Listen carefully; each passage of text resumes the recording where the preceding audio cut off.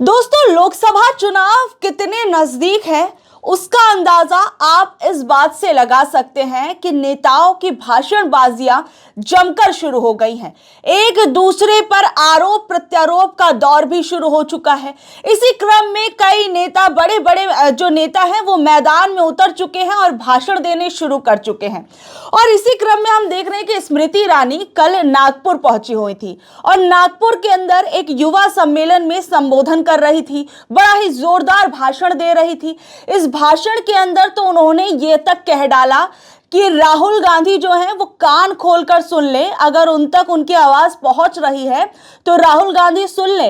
अगर उनमें बहस करने का दम है ना तो वो सामने आए और बहस करें। और बहस इस मुद्दे पर होगी जो एनडीए के 10 साल हैं और जो यूपीए के 10 साल है, उसके अंदर किस सरकार में कितना काम हुआ है इस बारे में बहस होगी। यानी दोनों पार्टियों की जब सरकारें थी तो उस दौरान कितना काम हुआ है, इसके लिए राहुल गांधी आए और खुली चुनौती जो थी वो स्मृति ईरानी ने दी थी। और जब स्मृति ईरानी ने ये बात कही तो उस दौरान तो उन्होंने ये तक कह दिया था कि अगर जो राहुल गांधी जो है ना वो तो उनके किसी कार्यकर्ता के आगे भी नहीं टिक पाएंगे। अगर उनके आगे किसी कार्यकर्ता को भी, कोई युवा कार्यकर्ता भी उतार दिया जाए ना तो राहुल गांधी उससे भी बहस नहीं कर पाएंगे। ये तक स्मृति ईरानी ने कह दिया था। और उन्होंने ये भी कहा था कि मैदान तुम चुनो और कार्यकर्ता हम चुनेंगे। ये स्मृति ईरानी के कल के शब्द थे जो उन्होंने कल भाषण के दौरान अपने बोले थे। अब इसी बात पर जो अमेठी की जनता है, जहां से स्मृति ईरानी सांसद हैं, उसी जनता ने स्मृति ईरानी को भी खुली चुनौती दे दी है। अब वो किस बात की चुनौती दे दी है और किस बारे में बहस करने के लिए बोल दिया है, तो दरअसल मैं आपको बता दूं, जो उत्तर प्रदेश के एक्स एमएलसी थे उन्होंने स्मृति ईरानी को भी एक चुनौती दी है। और किन शब्दों में चुनौती दी है और क्या कुछ कहा है ना, जरा आप उसे सुनिए और उसके बाद आपको पता चलेगा कि उन्होंने क्या कुछ कहा है। और जैसे कल स्मृति ईरानी एकदम कॉन्फिडेंस के साथ राहुल गांधी को चुनौती दे रही थी, ठीक उसी तरीके से कुछ मुद्दों को लेकर उन्हीं की अमेठी की जनता जो है अब वो स्मृति ईरानी से किस तरीके के सवाल कर रही है ना, जरा आप वो सुनिएगा। जो एक्स एमएलसी उत्तर प्रदेश के दीपक सिंह हैं, उन्होंने एक लंबी चौड़ी चिट्ठी जो है वो स्मृति ईरानी को लिखी है और इस चिट्ठी में क्या कुछ कहा है जरा वो सुनिए। जो दीपक सिंह है वो इस चिट्ठी के अंदर लिखते हैं कि स्मृति ईरानी जी, सांसद अमेठी महोदया, आपने मोदी जी और राहुल गांधी जी के बीच बहस करने की इच्छा प्रकट की है। शायद आपको जानकारी नहीं होगी कि राहुल जी पहले ही मोदी जी को बहस करने की चुनौती दे चुके हैं। शायद मोदी जी हिम्मत ना कर पाए हों। आप अपना बताइए, अमेठी वाले आपसे बहस करना चाहते हैं, बहस कब करेंगी? समय स्थान आप ही तय कर लीजिए। अगर आप मुझसे बहस करती हैं तो मैं ये भरोसा देता हूं कि महंगे सिलेंडर, आपके 13 रुपए किलो की चीनी वाले वादे और बेरोजगारी, पेपर लीक, महंगाई, बीजेपी में आई भ्रष्टाचारी नेताओं की बाढ़ जैसे महत्वपूर्ण मुद्दे बहस के दौरान नहीं लाऊंगा। बहस अमेठी के हित और विकास और आपके सांसद और महिला एवं बाल विकास मंत्री के तौर पर अमेठी में जो विकास अवरुद्ध हुआ है वहीं तक ध्यान केंद्रित रखूंगा। हिम्मत साथ दे तो समय और स्थान बताने का कष्ट करें।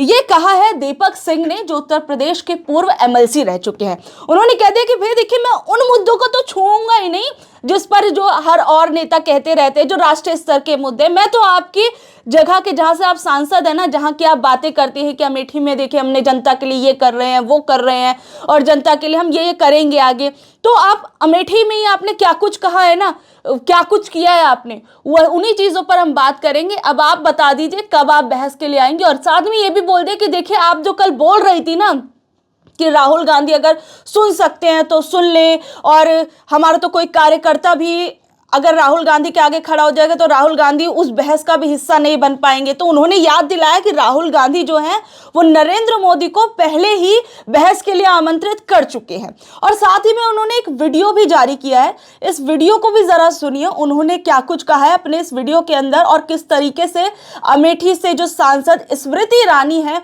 उनको किस तरीके से चुनौती के लिए आमंत्रित किया है। जरा सुनिए इस वीडियो में। स्मृति ईरानी जी, सुना आपने राहुल गांधी जी को मोदी जी से बहस की बात कही है। शायद आप जानती नहीं है, राहुल गांधी जी पहले ही मोदी जी को बहस की चुनौती दे चुके हैं। शायद वो हिम्मत न कर पाया हूं। आप हिम्मत कर लीजिए अमेठी के मुद्दों को लेकर। अमेठी के लोग, आपने 5 साल में अमेठी में कुछ नहीं किया, या किया हो तो बता दीजिए। इस बात की बहस करना चाहते हैं, यदि आप मुझसे बहस करना चाहती हैं तो मैं तैयार हूं।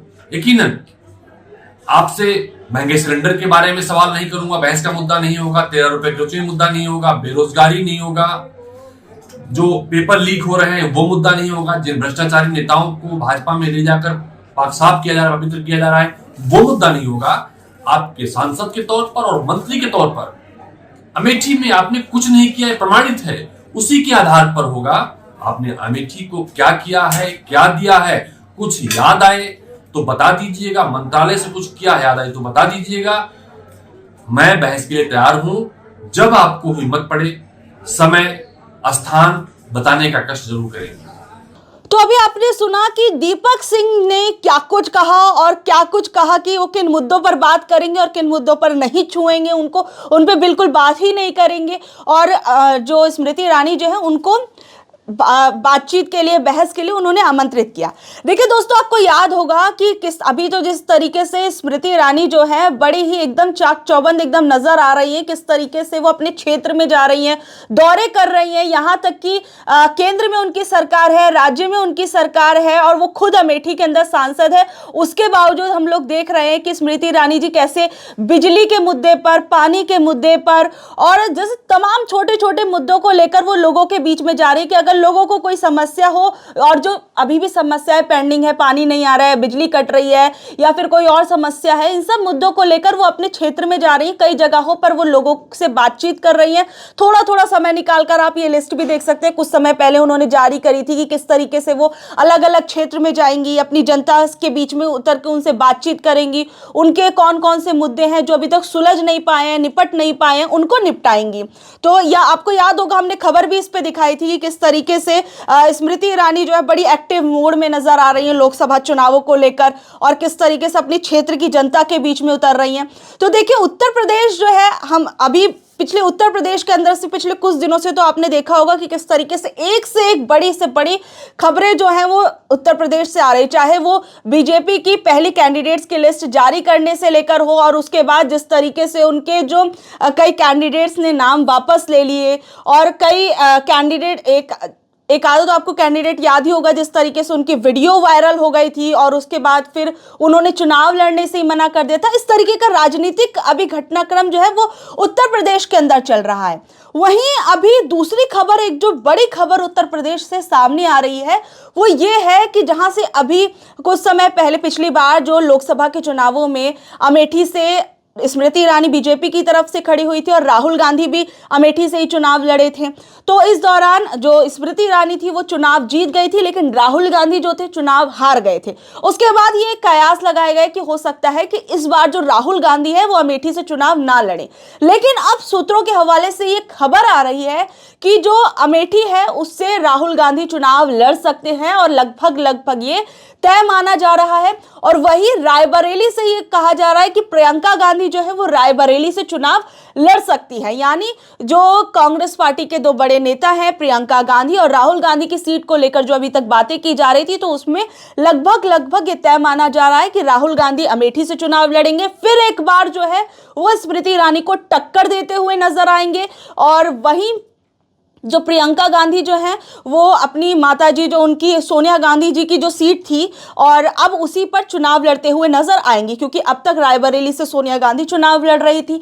वहीं अभी ये भी खबर आ रही है कि जहां बीजेपी अपने कैंडिडेट्स की लिस्ट जारी कर चुकी है, वहीं जो कांग्रेस पार्टी है वो भी अपने 100 उम्मीदवारों की लिस्ट जारी कर सकती है और इसी हफ्ते के भीतर ये लिस्ट जारी हो सकती है। और उसके बाद देखा जाएगा कि कांग्रेस पार्टी ने किन किन नेताओं को टिकट दिया है, किन किन लोगों को टिकट दिया है और किन ताकतवर लोगों को दिया है और कौन से नए चेहरे हैं और किन लोगों का टिकट कटा है, ये चीजें भी आप देखी जाएंगी।